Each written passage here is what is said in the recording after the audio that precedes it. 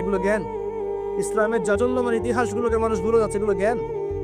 মানুষকে শেখানো হচ্ছে সমকামিতা ভালো জিনিস, এগুলো জ্ঞান? সমকামিতা ভালো জিনিস? এটা এটা ব্যক্তি স্বাধীনতা? শেখানো হচ্ছে মানুষকে যে পর্দা এগুলো কুসংস্কার, পর্দা কি কুসংস্কার, এগুলো জ্ঞান? জ্ঞান কাকে বলে? ওয়ায়ুকবাদুল ইলম মানে জ্ঞান উঠে যাচ্ছে, কবজ করে নেওয়া হচ্ছে। আর দেখেন আরেকটা হাদিস আসছে, আল্লাহ পাক কিন্তু কোরআন হাদিসকে তুলে নেবেন না। একটা হাদিস আসছে আল্লাহ পাক কোরআন হাদিসকে তুলে নেবেন না, কিন্তু আলেমদের মৃত্যু হবে বেশি বেশি। আলেমদের জান কবজ করার মধ্য দিয়ে আল্লাহ পাক জ্ঞান উঠিয়ে নেবেন। একটু দেখেন না কয়জন আলেম আছে মাঠে, দেখেন তো কয়জন আলেম। আলেম তো অনেকেই আছে আলহামদুলিল্লাহ, কিন্তু বরেণ্য ওলামা যাদের কথা হাজার লক্ষ কোটি মানুষ শোনে, এমন আলেম কয়জন আছে দেখেন। আস্তে আস্তে প্রবীণ আলেমরা সব চলে যাচ্ছে। আর যে প্রজন্ম আমরা তৈরি করছি, এই প্রজন্মের কতজন ইলম অর্জন করে ওই চ্যালেঞ্জ বুকে নিয়ে জাতিকে সংস্কারের জন্য নেমেছে দেখেন একটু। আমাদের এবার দুনিয়া পেয়ে বসেছে। আমাদের চিন্তা হচ্ছে মসজিদ ইমামতি নিয়ে একটা তারাবি পড়াবো, ইমামতি করবো, একটা মাদ্রাসার মোহতামি হবো, এতটুকুই আমার চিন্তা স্বপ্ন। কেন? স্বপ্ন থাকতে হবে যে আমি আমার জ্ঞান দিয়ে উম্মাকে পরিবর্তন করবো ইনশাআল্লাহ, এবং আল্লাহর জমিন আল্লাহর দিন প্রতিষ্ঠা করে ছাড়বো ইনশাআল্লাহ। এরকম চ্যালেঞ্জ নেওয়ার মানসিকতা আছে কয়জনের খেয়াল করে দেখেন। আর হিউজ এই যুব সমাজ যারা জেনারেল লাইনে পড়ছে, তাদের মধ্যে কয়জন আলেম হচ্ছে একটু চিন্তা করেন। আর যারা দুই একজন উঠে আসার সুযোগ পাচ্ছে, তাদেরকে আবার মানুষ বুক ধরে রিসিভ করছে না, তারা হেল্প পাচ্ছে না, সহযোগিতা পাচ্ছে না, বরং হিংসার শিকার হচ্ছে, বিদ্বেষের শিকার হচ্ছে, আগ্রহ হারিয়ে ফেলছে। আমি এখানে সে কি করবো, আমাকে তো বুকে টেনে নেয় আর কেমন ভাইয়া, এমন মনে হচ্ছে মানুষের কাছে। তো জ্ঞান উঠে যাবে, কিন্তু শুধু কোরআন সুন্নাহ আল্লাহ পাক তুলে নেবেন না, এমনটা আল্লাহ পাক বলেন নাই। আল্লাহ বলেছেন, তার নবীর মাধ্যমে জানিয়েছেন যে আলেমদের মৃত্যু হবে, সংখ্যা কমে যাবে। সংখ্যা বেড়েছে না কমেছে? তা আল্লাহ পাক আমাদেরকে বোঝার তৌফিক দান। আমরা এখন আলেম হই নাই, যে শব্দগুলো আমাদের সামনে ইউজ করা হয়, কসম আল্লাহর, এগুলোর সাথে আমাদের কোনো সম্পর্ক। এখন আমরা শুধু তালেবে ইলম আছি। আর আমি দোয়া করি আমি তালেবে ইলম অবস্থায় থাকতে চাই, কারণ জ্ঞানের কোনো শেষ নাই।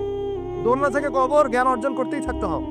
নবী মূসা আলাইহিস সালাম পর্যন্ত জ্ঞান অর্জন করতে গিয়েছেন খিজিরের কাছে আলাইহিস সালাম, জান নাই?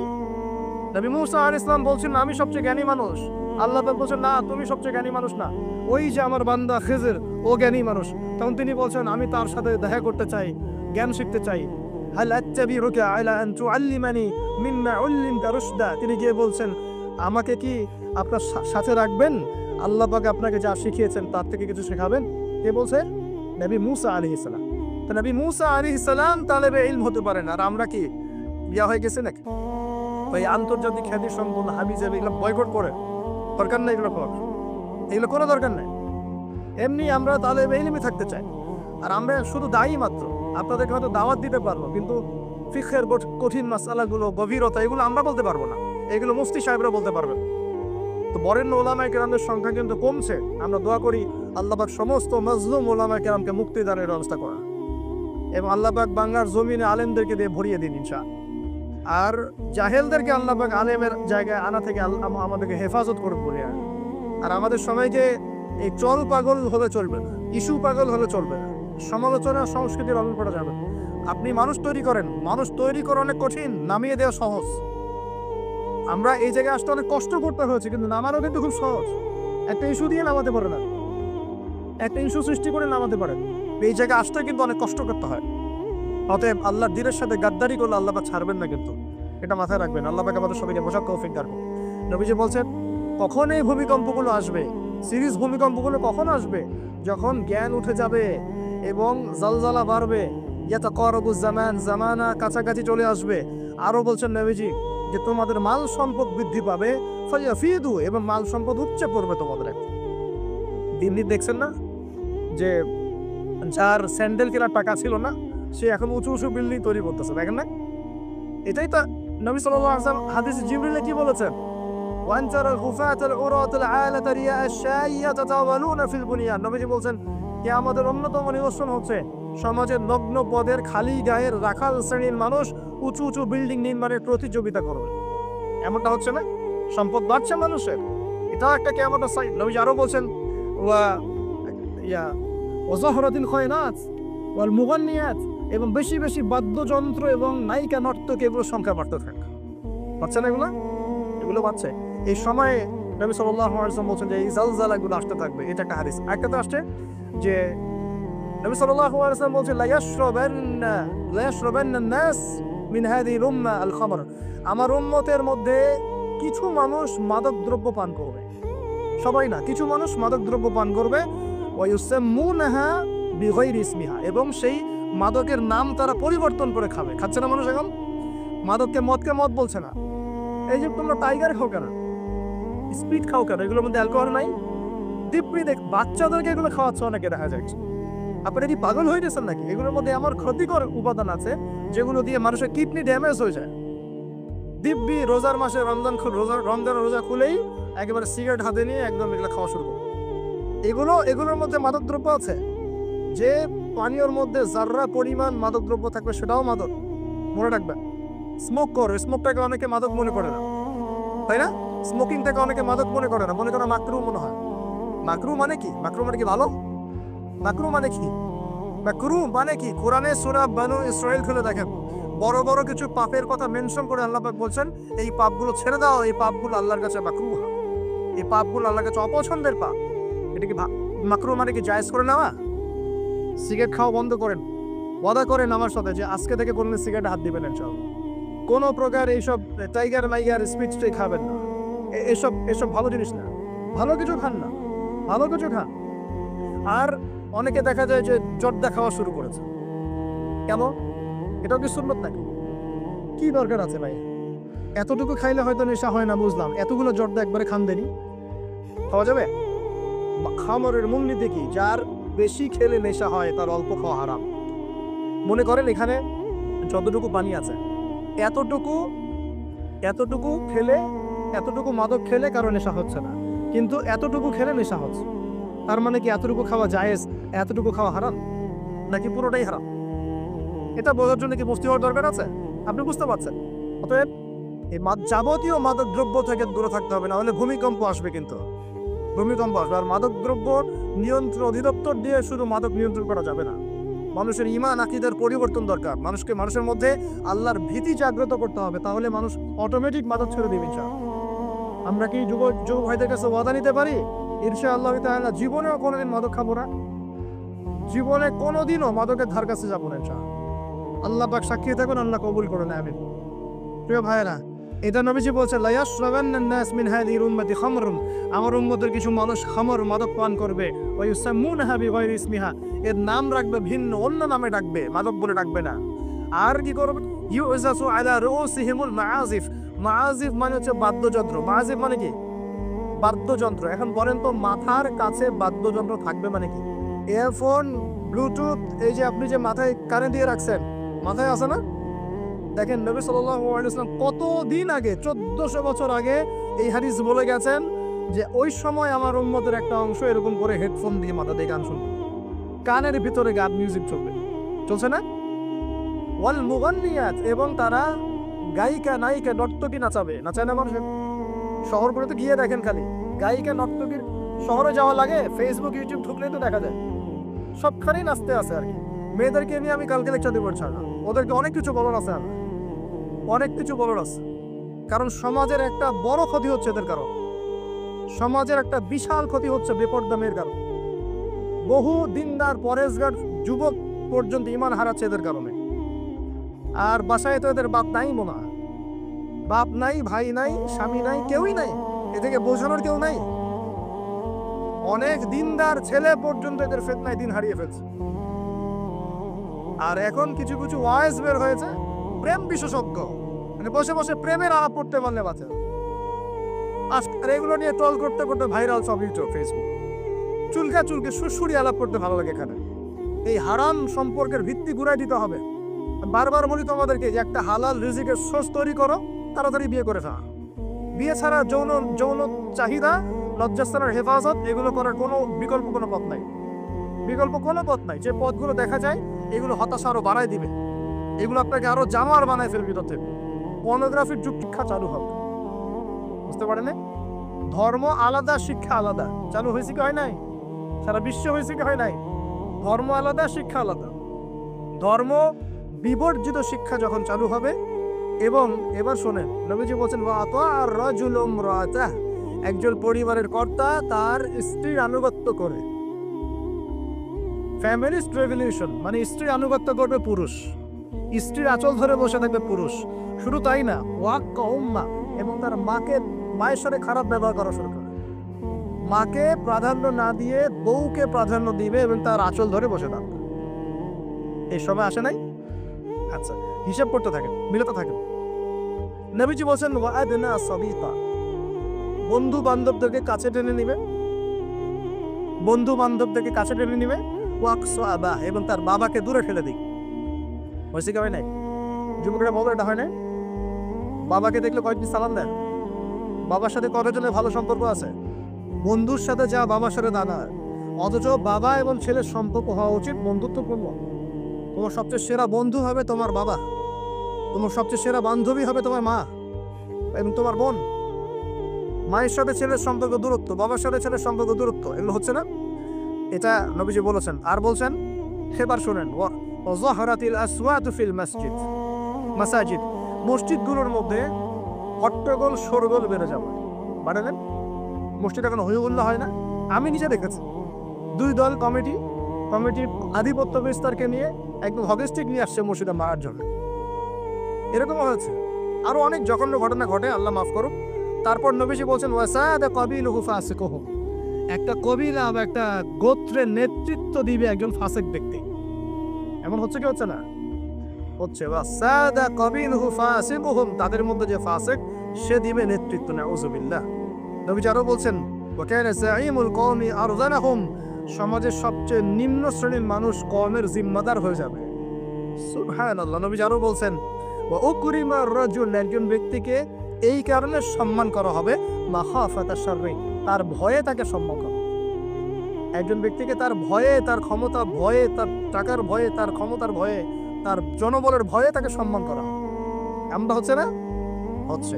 নবীজি আরো বলছেন ওয়াজাহরাতিল কায়নাত ওয়াল মুগান্নিয়াত, ওয়াজাহরাতিল কায়নাত ওয়াল মাআজিফ, ওয়াজাহরাতিল কায়নাত ওয়াল মাআজিফ, গায়িকা এবং বাদ্যযন্ত্রের প্রচলন বাড়তে থাকবে, গায়িকা বাদ্যযন্ত্র ব্যবহারে বাড়তে থাকবে। এবং ওয়াশুরিবাতিল খুমর, এবং বেশি বেশি মাদকদ্রব্য সেবন করা হবে। ওয়ালাআনা আখিরি হাযিহিল উম্মাহ উলাহা, উম্মতের শেষ দিকের মানুষেরা প্রথম দিকের মানুষকে গালি দেওয়া শুরু করবে। এই পাপগুলো যখন সমাজে দেখা যাবে, এই পাপগুলো যখন সমাজে দেখা যাবে, তখন তোমরা ফালইয়ারতাতিবু, এবার ধেয়ে আসবে ইনদা যালিকা, তোমাদের দিকে ধেয়ে আসবে চারটা আযাব। কয়টা আযাব? চারটা। এক নম্বর, নবীজি বলছেন রিহান হামরাআন, উত্তপ্ত গরম বাতাস তোমাদের দিকে ধেয়ে আসবে। এখনো কি এসেছে? আসবে। আমি রিসার্চ করেছি, এই নাসা এই গবেষণা শুরু করেছে, সূর্য থেকে এরকম ক্ষতিকর কিছু উত্তপ্ত বিকিরণ আসতেছে পৃথিবীর থেকে, এবং সামনে আসবে পৃথিবীর থেকে। দেখে নিয়ে নাসাও বলছে এটা আসবে, কারণ ওইখানে হিলিয়াম গ্যাসের বিস্ফোরণ হচ্ছে সূর্যের মধ্যে। ওখান থেকে এমন উত্তপ্ত কিছু আসবে যেটা পৃথিবীকে ধেয়ে নিয়ে আসবে। আল্লাহ মাফ করুন। ওরিহান হামরা, নবীজি বলেছেন গরম উত্তপ্ত বাতাস তোমাদেরকে চাপিয়ে দেওয়া হবে। ওয়া জালজালাতান, এবং এই যে ভূমিকম্প আল্লাহ চাপিয়ে দিবেন এই পাপগুলোর কারণে। আর কি হবে? ওয়া খাসফান, এবং ভূমি ধসে যাবে নিচে। ভূমি কি হবে? ধসে যাবে। আর বলছেন ওয়া মাসখান, এবং মানুষের চেহারা সুরত আকৃতি পরিবর্তন হয়ে যাবে। এটাকে বললাম যে 12 সুর হয়ে যাবে। আরো কিন্তু আকৃতি পরিবর্তনের আরো ব্যাখ্যা আছে। ছেলে এখন মেয়ে হয়ে যাচ্ছে, মেয়ে ছেলে হয়ে যাচ্ছে। দেখছেন না খবরগুলো বাড়ছে না? এটাও মাসখান, মানে আকৃতি পরিবর্তন হয়ে যাচ্ছে। আরেকটা হচ্ছে ওয়াকারফান, এবং আসমান থেকে আল্লাহ পাথরের বৃষ্টি বর্ষণ করবেন। এই পাঁচটা শাস্তি তোমাদের কাছে ধেয়ে আসবে। কিভাবে? একটা তসবিহ দানা ছিঁড়ে দিলে যেভাবে টপ টপ করে সব পড়ে যায় পুঁথিগুলো, এত দ্রুত এই ফিতনাগুলো আসতে থাকে। তাহলে ভাই কোন কোন পাপ শিখলাম? আজকের এই ছোট্ট আলোচনা আমরা শিখলাম যে শুআয়ব আলাইহিস সালামের কওমকে সর্বপ্রথম ধ্বংস করা হয়েছে ভূমিকম্প দিয়ে। যে ভূমিকম্প আমরা এখন আমাদের সামনে দেখছি, এবং আশঙ্কা করা হচ্ছে বাংলাদেশের দিকেও বড় কোনো ভূমিকম্প, এটা আশঙ্কা করা হচ্ছে। এবং ভূমিকম্প প্রবণ এলাকাগুলোর মধ্যে সিলেটও আছে। এখন সিলেট, চট্টগ্রাম, এই বার্মার এই রুট আছে, এদিকে রংপুর, ঢাকাতে এগুলো আছে। এবং সবচেয়ে বেশি ক্ষতির মধ্যে পড়তে পারে ঢাকা শহর। আল্লাহ না করুক, আল্লাহ না করুক তো দোয়া করছে, কিন্তু পাপ তো ঠিকই করছে। আল্লাহ না করুক যদি এরকম 5 থেকে 6 মাত্রাটা কোনো ভূমিকম্প হয়েছে, এর উৎপত্তি স্থান বাংলাদেশের কাছাকাছি, তাহলে দেখবেন আল্লাহ না করুক লক্ষ লক্ষ মানুষ মারা যাবে। নাউজুবিল্লাহ। আল্লাহ আমাদেরকে হেফাজত করুন, আল্লাহ আমাদেরকে বাঁচান। প্রিয় ভাইয়েরা, তবে আমরা শিখলাম শুআয়ব আলাইহিস সালামের কওম কোন কোন পাপ করেছিল যার কারণে এই আযাব আসছে? এক নাম্বার শিরকের পাপ করছে। কি পাপ বলেন? আমরা আল্লাহর কাছে তওবা করছি, আল্লাহ আমরা যত রকম শিরকের পাপে ছিলাম আল্লাহ তোমার কাছে তওবা করলাম এবং আজীবন শিরক মুক্ত আমল নিয়ে চলবো ইনশাআল্লাহ তাআলা। দুই নাম্বার তারা কুফরি করতো, আমরা সমস্ত কুফরি থেকে আল্লাহর কাছে তওবা করছি, আল্লাহ আমাদেরকে কুফরি মুক্ত আমল করার তৌফিক দান। তিন নাম্বার তারা মাপে কম দিত। আমরা যারা ব্যবসা করব বা অর্থনৈতিক জীবন চালাবো কোনোদিনও মাপে কম দেবো না ইনশাআল্লাহ। আল্লাহ আমাদেরকে হেফাজত করুন, বোঝার তৌফিক দান করুন। চার নাম্বার তারা পাপ করেছিল অন্যের সম্পদ অন্যায়ভাবে আত্মসাৎ করত। এই কাজটা আমরা করতে যাব না ইনশাআল্লাহ। আল্লাহ পাক আমাদেরকে হেফাজত করুন বলি আমি। আর এই উম্মতে মুহাম্মাদি আর কি কি কাজ করবে যার কারণে এই পাপ আসবে? এক নাম্বার হচ্ছে তারা কি করবে? রাষ্ট্রীয় গনিমতের মানগুলোকে নিজের করে ভোগ করা শুরু করবে। আল্লাহ আমাদেরকে এই দুর্নীতি থেকে বাঁচাক করিয়া। আর কি করবে? তারা আমানত রাখা হলে লুটপাট করে খেয়ে ফেলবে। আল্লাহ পাক আমানতের খেয়ালত করা থেকে আমাদেরকে বাঁচাক। আর কি করবে? তারা যাকাতটাকে বার্ডেন মনে করবে, যাকাত দিতে চাবে না। আল্লাহ আমাদেরকে যাকাত দেওয়ার তৌফিক দান করুন। আর কি করবে? তারা ধর্ম বিবর্জিত জ্ঞান শিক্ষা করবে। আল্লাহ পাক আমাদেরকে ধর্মীয় জ্ঞান শেখার তৌফিক দান করুন। আর কি করবে? 5 নাম্বার, তারা এই বাড়ির পুরুষরা মেয়ে স্ত্রীদের আঁচল ধরে বসে থাকবে, মাকে কষ্ট দিবে। আল্লাহ পাক আমাদেরকে মায়ের হক আদায় করার তৌফিক দান করুন। আল্লাহ পাক সবার হক আদায় করার তৌফিক দান করুন, স্পেশালি মায়ের হক আদায় করার তৌফিক দান করুন। আর কি করবে? সে বন্ধু বান্ধবদেরকে কাছে টেনে নিয়ে বাবার সাথে খারাপ ব্যবহার করা শুরু করবে। আল্লাহ পাক আমাদের সবাইকে পিতাদেরকে সম্মান করার তৌফিক দান। আর কি করবে সে? বলেন আমার সাথে, ভুলে গেছেন? আর কি করবে? তারপরে সমাজের যে ব্যক্তি সবচেয়ে ফাসেক সে সমাজের নেতৃত্ব দিবে। আল্লাহ পাকের এবং ফাসেকদের নেতৃত্ব থেকে আমাদেরকে বাঁচাতে। সমাজের সবচেয়ে নিম্ন শ্রেণী মানুষ জিম্মাদার হয়ে যাবে সমাজের, এখান থেকে আল্লাহ পাক আমাদেরকে বাঁচান। মানুষ সম্মান করবে, মানুষকে ভয় করে। আল্লাহ পাক মন থেকে সম্মান করার তৌফিক দান এবং সম্মান পাওয়ার যোগ্য হওয়ার তৌফিক দান করুন। আর কি করবে? তারা মাদক দ্রব্য পান করা শুরু করবে। আল্লাহ পাক আমাদের সবাইকে মাদক দ্রব্য ছেড়ে দেওয়ার তৌফিক দান করুন। আর কি করবে? তারা মেয়ে নর্তকী নাচাবে, গায়িকা নর্তকী নাচাবে। এসব গায়িকা নর্তকী থেকে আল্লাহ আমাদেরকে বাঁচান। কি করবে? তারা কানের উপরে বাদ্যযন্ত্র প্লে করবে, মানে বাদ্যযন্ত্র নিয়ে সময় কাটাবে। আল্লাহ পাক আমাদেরকে সমস্ত বাদ্যযন্ত্র ত্যাগ করার তৌফিক দান। এবং শেষ জামানার মানুষরা প্রথম জামানার মানুষকে অভিশাপ দিবে।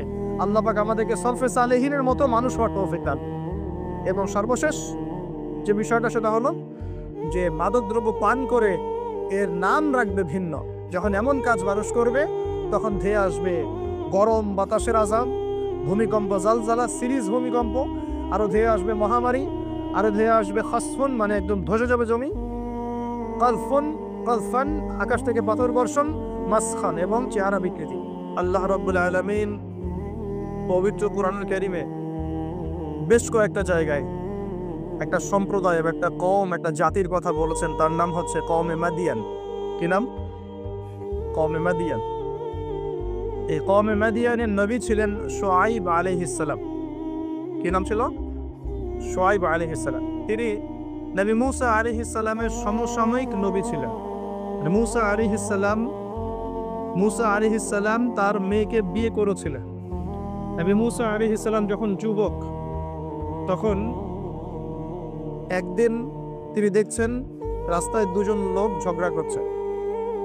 একজন তার গোত্রের আর একজন হচ্ছে ফেরাউনের বাহিনীর। তো মূসা আলাইহিস সালাম তার গোত্রের, যে তার জাতের, তার সাথে তার পক্ষ নিলেন। তো কোরআন বলছে যে সেই এক ঘুষিতেই সেই ব্যক্তি মারা গেছে। ঠিক আছে? ওয়াকাযাহু, মূসা আলাইহিস সালাম তাকে একটা ঘুষি দিলেন, ফাকাদা আলাইহি, এতেই তার মৃত্যু হয়ে গেল। পরের দিন আবার একই ঘটনা ঘটছে। মূসা আলাইহিস সালাম দেখছেন আবার সেই ব্যক্তি আরেকজনের সাথে লড়াই করছে। তখন তিনি আবার তাকে বাঁচাতে গেলেন।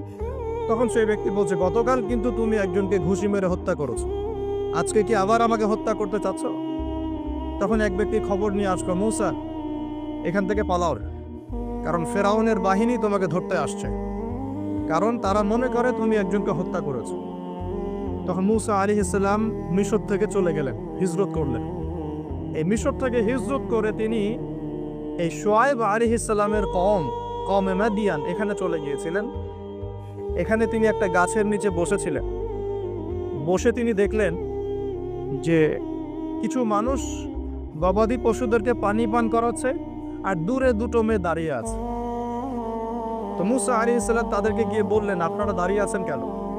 তখন সেই দুটো মেয়ে মুসা আলাইহিস সালামকে বললেন যে আমরা দুর্বল, যতক্ষণ না তারা তাদের পশুদেরকে পানি পান করিয়ে চলে যাচ্ছে ততক্ষণ পর্যন্ত আমরা পানি পান করাতে পারি না। তখন মুসা আলাইহিস সালাম, তিনি শক্তিশালী ছিলেন, বিশ্বস্ত ছিলেন, তিনি তাদের হয়ে পশুদেরকে পানি পান করালেন। এবার সেই মেয়ে দুটো বাসায় চলে গেল। বাসায় চলে গিয়ে কিছুক্ষণ পর মুসা আলাইহিস সালাম আবার সেই গাছের নিচে বসে আল্লাহর কাছে একটা দোয়া করছেন। কি দোয়া?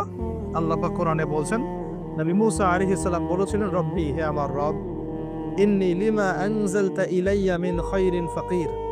হে আল্লাহ, তুমি আমার প্রতি যে নিয়ামত বর্ষণ করবে, তুমি আমার উপর যে অনুগ্রহ বর্ষণ করবে, আমি তার জন্য ভিখারি হয়ে বসে আছি। বলে সুবহানাল্লাহ। কারণ এখন মুসা আলাইহিস সালাম ফেরারি মানুষ, মিশর থেকে চলে আসছেন, না এখানে আছে খাবার, না আছে বস্ত্র, না আছে বাসস্থান, না আছে কোনো আত্মীয় স্বজন, একাকী। তখন তিনি গাছের নিচে বসে এই দোয়া করছেন, রব্বি ইন্নী লিমা আনজালতা ইলাইয়া মিন খায়রিন ফাকির। হে আল্লাহ, আমার উপর তুমি যে নিয়ামতগুলো দিবে এর জন্য আমি ভিখারি হয়ে বসে আছি। সুবহানাল্লাহ। ঠিক ওই সময় ওই দুই মেয়ের একজন মেয়ে হেঁটে হেঁটে মুসা আলাইহিস সালামের কাছে আসলেন, এবং তাদের হাঁটার বর্ণনা আল্লাহ পাক কোরআনে দিয়েছেন যে তারা লাজুক ভঙ্গিতে হেঁটে আসলেন। সেই মেয়ে লাজুক ভঙ্গিতে হেঁটে আসলেন। এখনকার মেয়েদেরকে এই হাঁটাকে শিখাবে যে মেয়েদেরকে লাজুক ভঙ্গিতে হাঁটতে হয়? লজ্জা শরম তো সেই কবেই উঠে গেছে। তো একটা ভালো কাজ করার পরে মুসা আলাইহিস সালাম গাছের নিচে বসে আল্লাহর কাছে দোয়া করছেন। এই জন্য ভালো কাজের ওসিলা দিয়ে আল্লাহর কাছে দোয়া করতে হয়। এই যে আমরা দোয়া করতে চাই আল্লাহর কাছে, দোয়া করার বিভিন্ন সময় আছে, গুরুত্বপূর্ণ সময় আছে, পদ্ধতি আছে। পদ্ধতির সময় বুঝে দোয়া করলে ইনশাল্লাহ দোয়া ডাইরেক্ট কবুল হবে ইনশাআল্লাহ। আর তিনটা জিনিস খেয়াল রাখতে হবে। এক, ওই ইবাদত যেন আল্লাহর সন্তুষ্টির জন্য হয়। দুই, সেটা যেন নবী সাল্লাল্লাহু আলাইহি ওয়াসাল্লামের পদ্ধতি অনুযায়ী হয়। এবং তিন, আপনার রিজিকটা যেন হালাল থাকে। এই তিনটা বিষয় ঠিক থাকলে ইনশাআল্লাহ তাআলা দোয়া কবুল হবে ইনশাআল্লাহ। মুসা আলাইহিস সালাম দোয়া করলেন, সাথে সাথে ফল আসলো। ওই মেয়ে হেঁটে হেঁটে চলে আসলেন, এসে বললেন, আমার বাবা আপনাকে ডাকছেন, আমার বাবা আপনাকে ডাকছেন। এই কথার অর্থ যারা অ্যাডাল্ট তারা বুঝতে পারবেন। এখন মুসা আলাইহিস সালাম তার সাথে গেলেন, গিয়ে দেখলেন তার বাবা হচ্ছেন একজন নবী, যার নাম হচ্ছেন শুআয়ব আলাইহিস সালাম, যার কথা বলছেন। তার বাবার নাম কি? শুআয়ব আলাইহিস সালাম। এখন শুআয়ব আলাইহিস সালাম তিনি মুসা আলাইহিস সালামকে বলছেন, কি ঘটনা তোমার, আমাকে বলো। তখন মুসা আলাইহিস সালাম তাকে সব ঘটনা বললেন। এখনো কিন্তু মুসা আলাইহিস সালাম নবী হন নাই, এখনো কিন্তু তার কাছে ওহী আসেনি, ঠিক আছে? এখন তিনি তার ঘটনা খুলে বললেন যে আমি বনু ইসরাইলের মানুষ, ফেরাউনের ঘরে বড় হয়েছি, একদিন রাস্তায় ঘটনা ঘটলো, তারপরে আমাকে তারা ধাওয়া করে আজকে এই জায়গায় আমি চলে আসি। এখন শুআয়ব আলাইহিস সালাম বলছেন যে এখানে ভয়ের কিছু নাই, তুমি এখানে নিরাপদ, এখানে কেউ তোমার কোনো ক্ষতি করবে না ইনশাআল্লাহ। তখন এই দুজন মেয়ের একজন বলছে, বাবা, এই ব্যক্তি হচ্ছে বিশ্বস্ত এবং শক্তিশালী, এই ব্যক্তি হচ্ছে বিশ্বস্ত এবং শক্তিশালী। মুসা আলাইহিস সালামের দুটা গুণ এখানে পাওয়া গেল, তিনি বিশ্বস্ত ছিলেন এবং কি শক্তিশালী ছিলেন। তো সে আমাদের উপকার করেছে, তাকে কি আমাদের কাছে রাখা যায় কি না, তাকে পুরস্কার দেওয়া যায় কি না? তখন বিচক্ষণ পিতা মেয়ের কথার ইশারা বুঝে ফেললেন। তখন পিতা এই মেয়ের সাথে মুসা আলাইহিস সালামের বিয়ে দিলেন। বলেন সুবহানাল্লাহ। কি শর্তে বিয়ে হলো?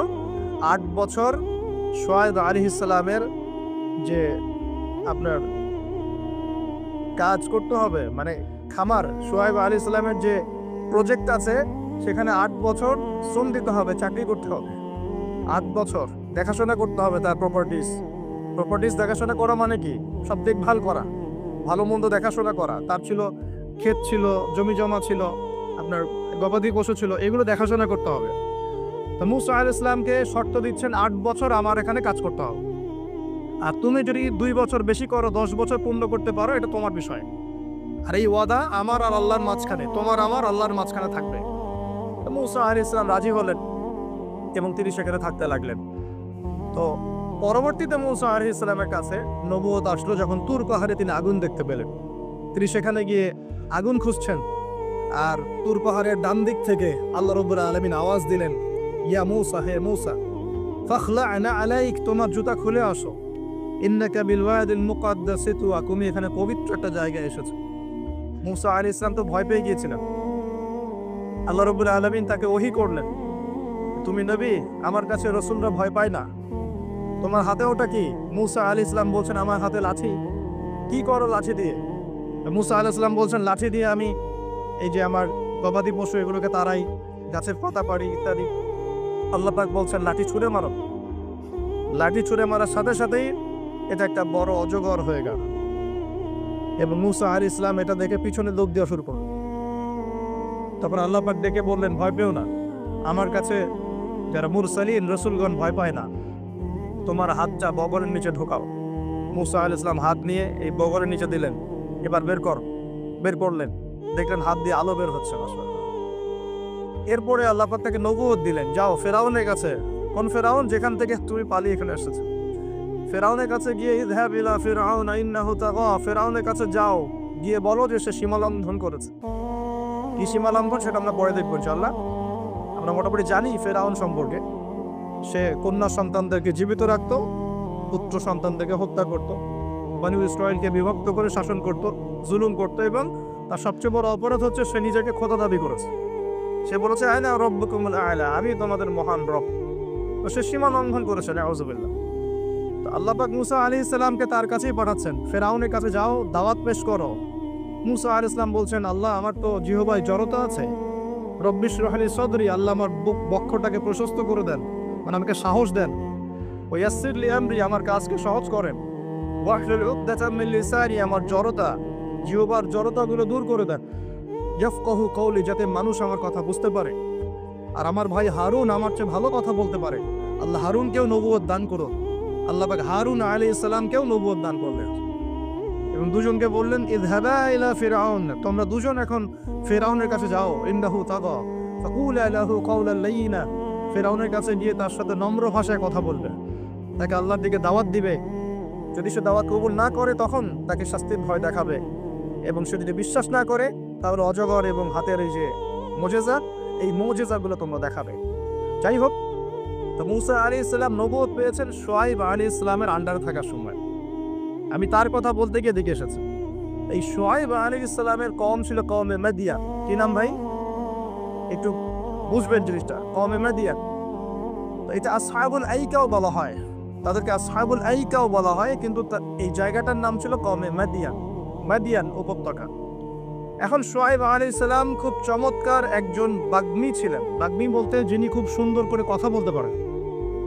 আছে না এমন কিছু মানুষ সমাজে যারা খুব সুন্দর করে কথা বলতে পারে? তো শুআয়ব আলাইহিস সালাম নবীদের মধ্যে চমৎকার করে কথা বলতে পারতেন এবং তার সাথে যুক্তি তর্কে কেউ পারত না। তিনি চমৎকার করে যুক্তি তর্ক উপস্থাপন করে সমাজের মানুষকে বোঝাতেন। আলহামদুলিল্লাহ, আমরা দোয়া করে আল্লাহ পাক সেই গুণাবলী আমাদের মতো দান করুন। এখন তার কওমের সমস্যা ছিল কি? এক নাম্বার সমস্যা ছিল তার কওম আল্লাহর সাথে শিরক করত। এক নাম্বার কি করতো ভাই? শিরক মানে হচ্ছে আল্লাহর একত্ববাদের সাথে অংশীদার সাব্যস্ত করা। মনে রাখবেন, তার কওম এক নাম্বার কি অপরাধ করত? শিরক করত। দুই নাম্বার কুফর, শিরকের সাথে সাথে তারা কুফরি করত, আল্লাহ রাব্বুল আলামিন অনুগ্রহগুলোকে, নিয়ামতগুলোকে অস্বীকার করত। তিন নাম্বার, এই দুটোর পাশাপাশি ওদের অপরাধ ছিল যে তারা মাপে কম দিত। কি করতো? মাপে কম দিত। তিন নাম্বার। চার নাম্বার, ওরা অন্যের সম্পদ, মানুষের সম্পদ অন্যায়ভাবে দুই নাম্বারই করে লুটে পুটে খাইত। এই চারটা ছিল ওদের মেজর অপরাধ। কয়টা অপরাধ? এই চারটা মারাত্মক মেজর অপরাধ। এখন আসেন, এদের কি পরিণতি হলো সেটা বলার আগে আমরা এই পাপগুলো নিয়ে একটু আলোচনা করি। এই পাপগুলো নিয়ে একটু আলোচনা করি সংক্ষিপ্ত করে। মাদিয়ান কওমের সর্বপ্রথম অপরাধ ছিল তারা আল্লাহর সাথে শিরক করত, মানে আল্লাহ পাকের তাওহীদের সাথে অংশীদার সাব্যস্ত করত। এখন এই শিরকটা কিন্তু প্রত্যেক যুগেই নবীদের সময় হয়েছে এবং আমাদের নবী মুহাম্মদ সাল্লাল্লাহু আলাইহি ওয়াসাল্লাম তার জামানাতেও কিন্তু আবু জেহেল, আবু লাহাব, উতবা, সায়বা এরা কিন্তু শিরক করেছে। এখন এই শিরকটাকে নবী সাল্লাল্লাহু আলাইহি ওয়াসাল্লাম খুব সহজ করে ভাগ করে দিয়ে গেছেন। আমরা যদি কোরআন এবং হাদিসটা ঘাটাঘাটি করি আমরা দেখব যে শিরকটা আসলে তিন প্রকার হয়। এই তাওহীদ এবং শিরকটা তিন প্রকার হয়। একটা হলো একত্ববাদ, যেমন তিন প্রকার হয়, শিরকও তিন প্রকার হয়। এবার আল্লাহ পাকের তাওহীদ একত্ববাদ যেমন তিন ভাগে ভাগ করা যায়, শিরকটাকেও 3 ভাগে ভাগ করা যায়। এবং তাওহীদকে আমরা ভাগ করি একভাবে, তাওহীদে রুবুবিয়্যাত, তাওহীদে উলুহিয়্যাত এবং তাওহীদে আসমা ওয়া সিফাত। এই 3 ভাগে আমরা ভাগ করি। ঠিক একইভাবে শিরকটাও 3 ভাগে হয়। একটা হচ্ছে আশশিরকু ফিল আকীদা, বিশ্বাসের মধ্যে শিরক, আশশিরকু ফিল আমাল, কাজের মধ্যে শিরক, আশশিরকু ফিল লিসান আও আশশিরকু বিল কওল। শিরক হচ্ছে আপনার কথার মধ্যে অথবা জবানের মধ্যে, মানে ভাষাগত শিরক, কর্মগত শিরক এবং আকীদাগত শিরক। আমি কি বুঝতে পারছি? এই 3টা সহজ করে দিলাম। শিরক এরকম 3 ভাগে ভাগ করা যায়। উদাহরণ দিলে পরিষ্কার হবে। যেমন বিশ্বাসগত শিরক, যেমন কোনো মানুষ যদি বিশ্বাস করে যে মহাবিশ্বের কোনো স্রষ্টা নাই, এই মহাবিশ্ব এমনি এমনি সৃষ্টি হয়েছে, এটা বিশ্বাসগত শিরক, তাই না? কেউ যদি বিশ্বাস করে যে আল্লাহ এই বিশ্বকে সৃষ্টি করেছেন কিন্তু আল্লাহর পাশাপাশি আরো ইলাহ আছে, নাউজুবিল্লাহ, এটাও হবে বিশ্বাসগত শিরক। কেউ যদি মনে করে যে আল্লাহ পর্যন্ত পৌঁছতে হলে আমাকে এই যে চন্দ্র, সূর্য, গ্রহ, নক্ষত্র, গাছপালা এগুলোর পূজা করতে হবে, শিরক। এটা হলো বিশ্বাসগত শিরক। ধরেন কেউ যদি মনে করে যে আল্লাহ বলতে কেউ নাই, নাস্তিকতায় বিশ্বাস করে কোনো ইলাহ নাই, এই মহাবিশ্ব বিগ ব্যাং থেকে সৃষ্টি হয়েছে, এটাও হবে কি চিন্তাগত, আকীদাগত শিরক। কেউ যদি মনে করে যে আমার ভালো মন্দের মালিক আল্লাহ নয়, ভালো মন্দের মালিক আমি নিজে, কেউ যদি মনে করে, শিরক হবে। কেউ যদি মনে করে তাকদীর বা ভাগ্য বলতে কিচ্ছু নাই, আমি যা করব তাই পাবো, এমন মানুষ নাই, এটাও হবে আকীদাগত শিরক, কারণ আল্লাহ পাক তাকদীর রচনা করেছেন। কেউ যদি মনে করে যে কবরে শায়িত মৃত মানুষ আমাকে পরকালে বাঁচিয়ে দিবে, আমাকে পরকালে পুলসিরাত পার করিয়ে দিবে, বিশ্বাসগত শিরক হয়ে যাবে। কেউ যদি মনে করে যে অমুক ওসিলা মাধ্যম ধরলে আমি সন্তান লাভ করব, এটাও শিরক। সন্তান দেওয়ার মালিক কে? কেউ যদি মনে করে আমি পরিশ্রম করি বলেই রিজিক প্রাপ্ত হই, শিরক। আমি পরিশ্রম করি, কাজ করি, ব্যবসা করি, চাকরি করে বলেই 3 বেলা খেতে পারি, শিরক। কে খাওয়ায়? কেউ যদি মনে করে যে আমি খুব রুটিন লাইফ লিড করি, ভালো মন্দ বেঁচে চলি, ভালো ভালো খাই, ব্যায়াম করি, এই কারণে আমি সুস্বাস্থ্যের অধিকারী, শিরক। সুস্বাস্থ্য দিয়েছেন কে? কেউ যদি মনে করে যে আমার হাতে একটা আংটি আছে, এই আংটি খুলে ফেললে আমার রোগ হবে, এটা হবে বিশ্বাসগত শিরক।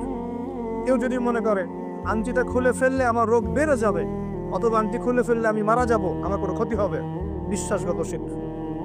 কেউ যদি মনে করে ভালোগুলো সব আল্লাহর পক্ষ থেকে আসে আর খারাপগুলো শয়তানের পক্ষ থেকে আসে, এটাও শিরক। কারণ ভালো মন্দ দুটোই কার পক্ষ থেকে আসে? আল্লাহর পক্ষ থেকে। চুল আঁচড়াচ্ছেন, চিরুনিটা হাত থেকে পড়ে গেল। কেউ যদি মনে করে এখন মেহমান আসবে বাসায়, এটা হবে একটা শিরকি আকীদা। বাসা থেকে বের হয়েছেন, হঠাৎ করে হোঁচট খেলেন, এই কাপড়টা আটকে গেল, আপনি মনে করছেন হয়তো বাইরে গেলে কোনো অমঙ্গল অকল্যাণ হতে পারে, বিশ্বাস করলে শিরক। কেউ যদি মনে করে যে রাস্তার পাশে লোক বসে আছে টিয়া পাখি নিয়ে, ও আমার ভাগ্য বলতে পারে, বিশ্বাস করলে শিরক। কেউ যদি পত্রিকা খুলে দেখে রাশি ফলে লেখা আছে তুমি সিংহ রাশি, তোমার আজকের দিনটা এমন যাবে, বিশ্বাস করলে শিরক।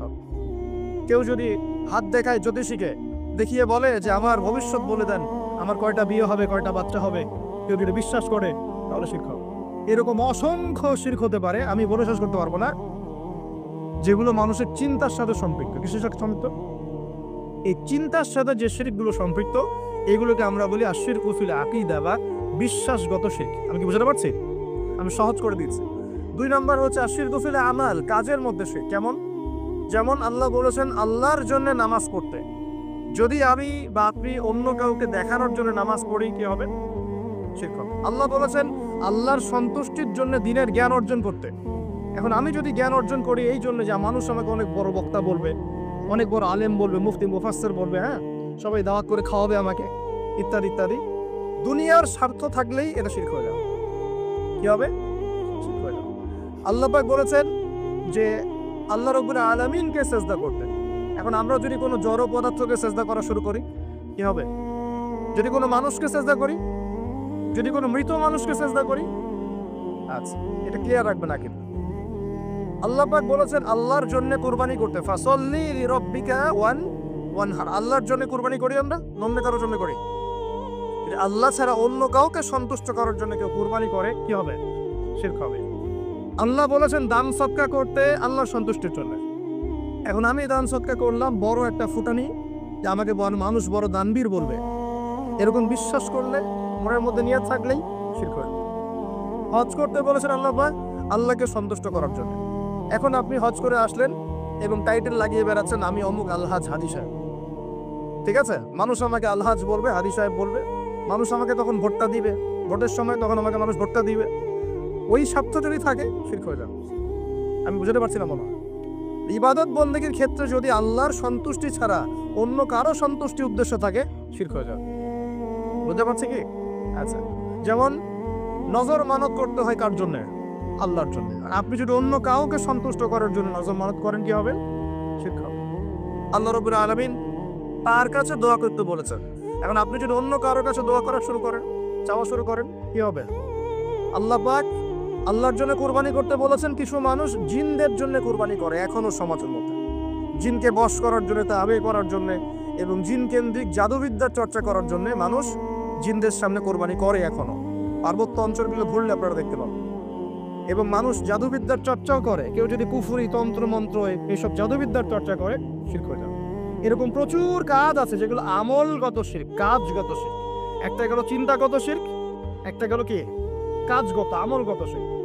আরেকটা হতে পারে কথায়, লিসান বা জবানে, আল কওল ফিল কওল, কথা, জবান, এগুলোর মধ্যে শিরক হতে পারে। যেমন এই যে যদি আপনাকে জিজ্ঞাসা করি ভাই কেমন আছেন, তো বললো যে আপনার দোয়ায় ভালো আছে, আপনার দোয়ায় ভালো আছে। যদি বলতেই হয় বলতে হবে আলহামদুলিল্লাহ আপনার দোয়ায় ভালো আছে। আলহামদুলিল্লাহ, আল্লাহর সন্তুষ্টি, আল্লাহর ইচ্ছা, অতঃপর আপনার দোয়ায় ভালো আছে। জিজ্ঞাসা করছি আপনার মা কেমন আছে, যদি কেউ বলে মা খুব অসুস্থ ছিল, ভাগ্যিস একজন ভালো ডাক্তার পেয়েছিলাম, না হলে মাকে বাঁচানো যেত না, কথা বলার সাথে সাথেই শিরক হয়ে গেছে। বুঝতে পারছেন না মনে হয়? কেউ যদি বলে যে আগামীকাল বৃষ্টি হবে, আগামীকাল বৃষ্টি হবে, এখনো কিন্তু বৃষ্টির কোনো আলামত দেখা যাচ্ছে না, এমনি বললো যে আগামীকাল বৃষ্টি হবেই, বলার সাথে সাথে কি হবে? যদি এভাবে বলে যে আকাশে মেঘ দেখা যাচ্ছে, ইনশাআল্লাহ আগামীকাল বৃষ্টি হতে পারে, তাহলে শিরক হবে না, তাহলে সে হবে। আপনি কি করবেন? ইনশাআল্লাহ আমি আগামীকাল এই কাজটা করব, আমি আগামীকাল এই অমুক কাজটা করব, এই কথাটা বললে শিরকের গন্ধ থাকবে। যদি বলেন ইনশাআল্লাহ আমি আগামীকাল এই কাজ করব, তাহলে ঠিক আছে। এরকম অনেক। নাম কি? বলছে আমার নাম শাহিন শাহ। নাম কি? শাহিন শাহ মানে রাজাদের রাজা, রাজাদের রাজা। কে এই রাজাদের রাজা? নামগত শিরক হয়ে গেছে। অনেক সময় আমরা নাম নিয়ে অনেক মস্করা করি না, বলি যে কি মফিজ, হ্যাঁ, তারপরে অনেক বিভিন্ন নাম বলি, খালেক, এই খালেক, এই মফিজ, এইভাবে নাম ধরে টাকা যাবে। আপনি সম্মানের সাথে বলতে হবে আব্দুল খালেক। কি বলতে হবে? আব্দুল খালেক। খালেক ও কি সৃষ্টিকর্তা নাকি সৃষ্টিকর্তার বান্দা? কোনটা? এরকম কথায় আমরা প্রচুর শিরক করি। অনেকে তো পলিটিক্যালি বলেন জনগণই সমস্ত ক্ষমতার উৎস, তাই না?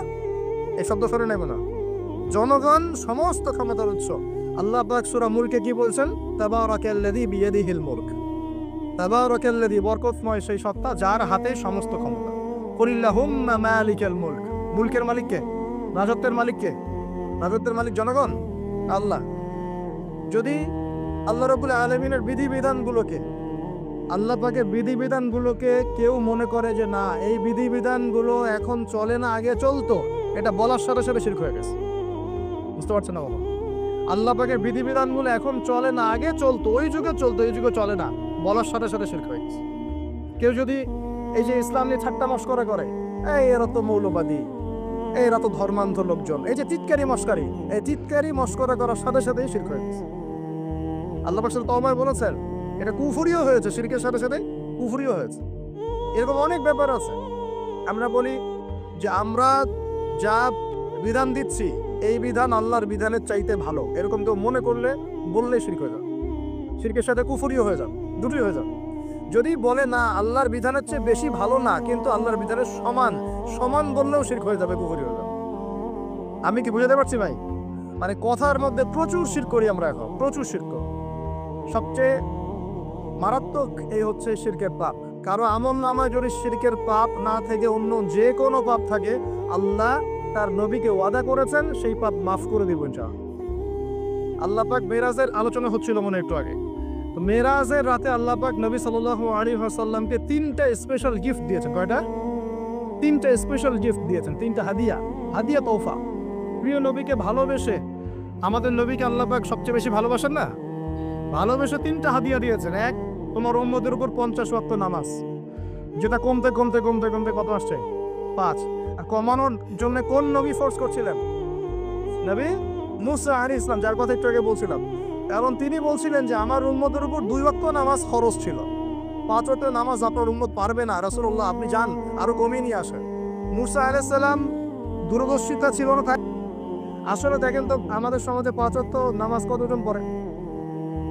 আসলে কি বেশিরভাগ মানুষ নামাজি না বেশিরভাগ মানুষ বেনামাজি, কোনটা? তাহলে ওনার দূরদর্শিতা কিন্তু ঠিক ছিল। এগুলোতে গায়েবের খবর বলে না। ওই যে বললাম আকাশে মেঘ জমেছে, এখন আপনি ছাতা নিয়ে বাসা থেকে বের হয়েছে, এটা কি আপনি গায়েবের খবর জানেন?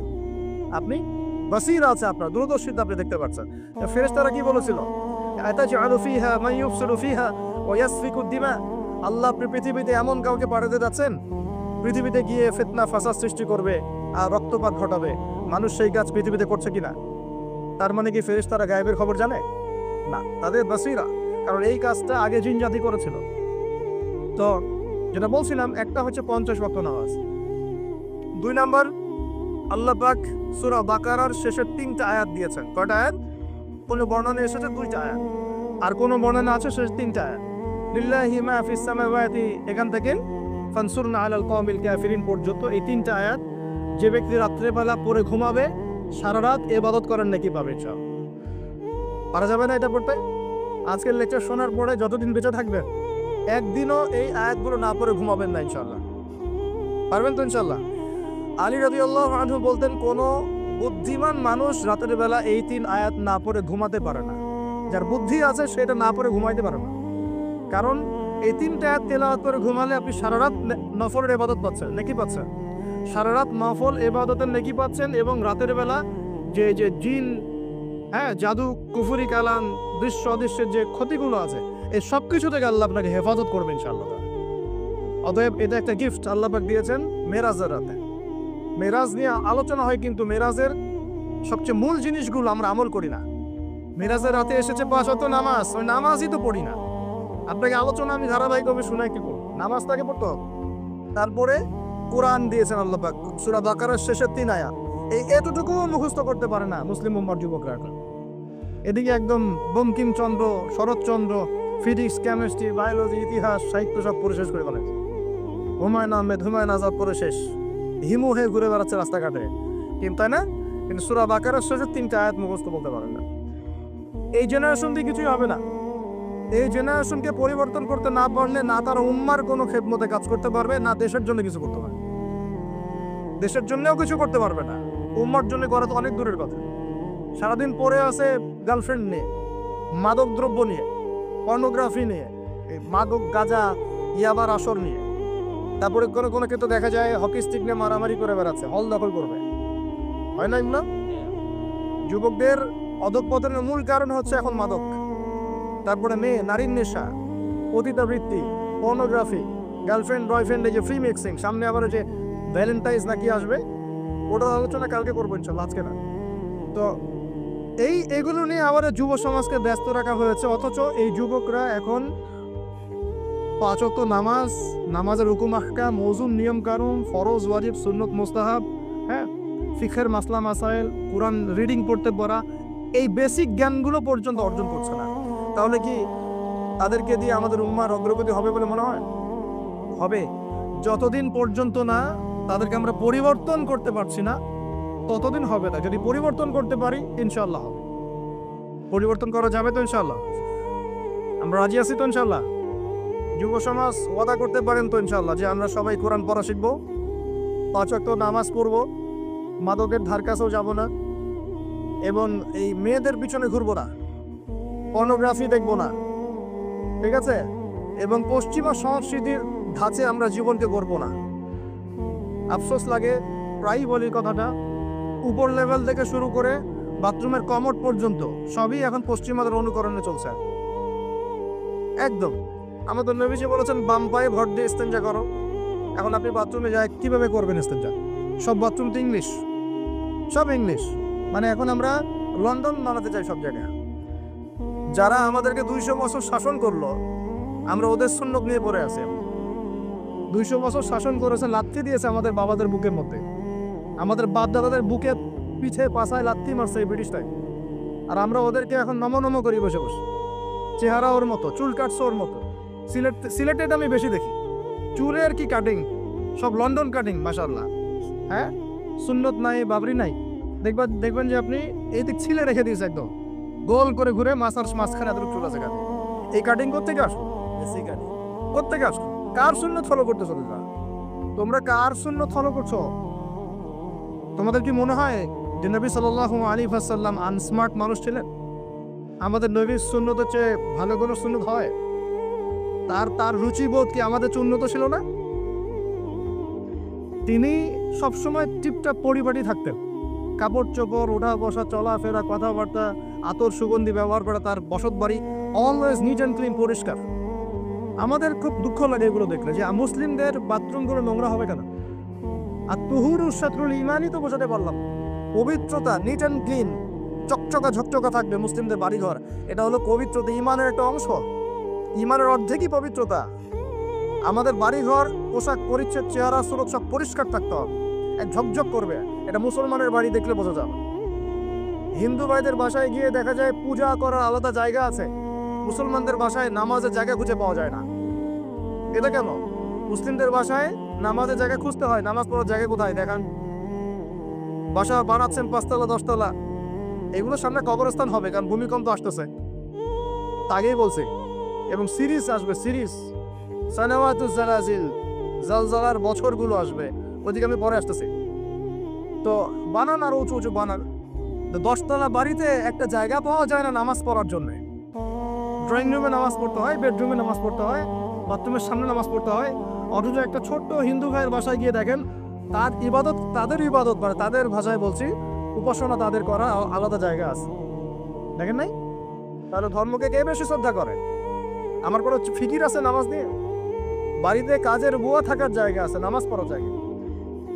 বাড়িতে গোডাউন আছে, গোডাউন রাখার জায়গা। বাড়িতে টয়লেট আছে, 5টা 6টা টয়লেট, সব ইংলিশ, নামাজের জায়গা নেই। বাড়ি ঘর বানাবেন, আলাদা করে নামাজের জায়গা করবেন। আজকেই বাসায় গিয়ে বাসায় ঠিক করবেন কোন জায়গা নামাজে। ওই ঘরটা পরিষ্কার থাকবে, আরো বেশি পরিষ্কার থাকবে, আতর খুশবু দেওয়া থাকবে, ওখানে আগর আতর থাকবে, আগর তো জ্বালান আপনারা, একটা আধ্যাত্মিক পরিবেশ থাকবে, ঢুকলেই নামাজ পড়তে ইচ্ছা করবে। আর বাড়ি ঘরের টয়লেট হবে পরিষ্কার পরিচ্ছন্ন। আমাদের মুসলিম জাতি নিট অ্যান্ড ক্লিন, পরিষ্কার জাতি। আমরা সবসময় রাসূল সাল্লাল্লাহু আলাইহি ওয়াসাল্লামের মতো টিপটাপ পরিপাটি থাকবো ইনশাআল্লাহ।